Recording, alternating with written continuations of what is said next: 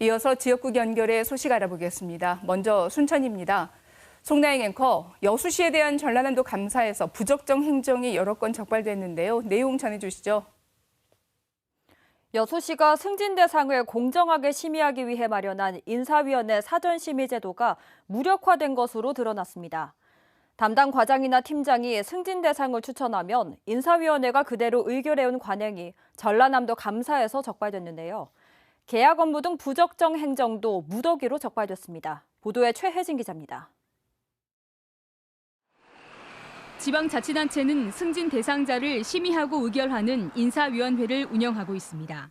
후보자 명부 순위가 높은 사람 순으로 명단을 받아서 사전 심의를 해야 합니다.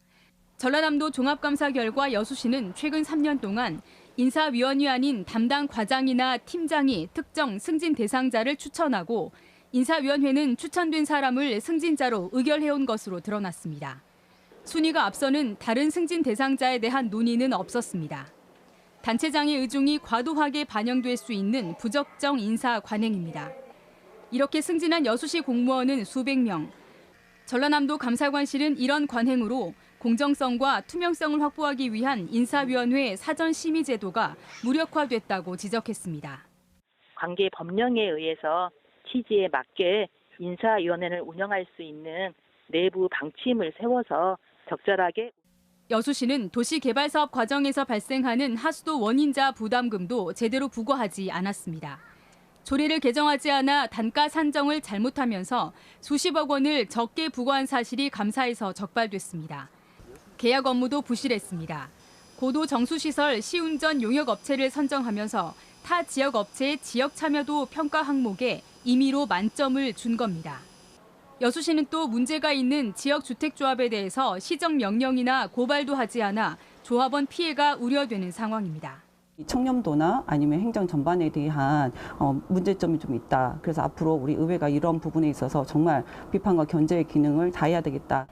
전라남도 감사관실은 여수시에 징계와 훈계, 시정 요구 등 90건의 처분 조치를 내렸습니다. KBS 뉴스 최진입니다.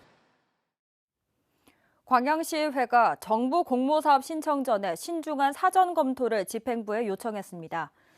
시의회는 행정사무감사 강평을 통해 유지관리비를 지원하지 않는 건축물 설치나 운영 공모사업은 신청을 지양해야 한다고 주문했습니다.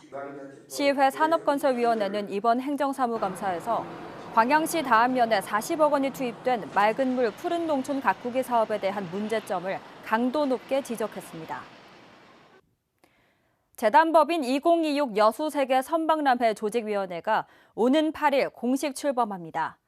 출범식은 오는 8일 여수문화홀에서 열리고 조직위원회는 1처 2본부 1실 8부 형태로 행사장 조성과 전시 연출, 행사 운영 등의 업무를 맡게 됩니다. 2026 여수세계 선박람회는 남해안 관광벨트 중심 도시인 여수시의 365개의 섬과 해양 생태문화를 홍보하는 국제행사로 2026년 9월 5일부터 11월 4일까지 2달간 열립니다. 순천시는 천연기념물 201호 큰고니가 순천만 인근 농경지에 조성한 새섬매자기 복원습지에서 먹이 활동을 시작했다고 밝혔습니다. 지난달 5일 큰고니 7마리가 순천만 갯벌과 하천에서 관찰됐지만 새섬매자기 복원습지에서 먹이 활동을 시작한 건 이번이 처음입니다. 순천시는 지난해 큰고니가 관찰되지 않자 올해 초 순천만 인근 농경지 1.8헥타르를 사들여 큰고니의 먹이원인 새섬매자기를 식재했습니다. 지금까지 순천에서 전해드렸습니다.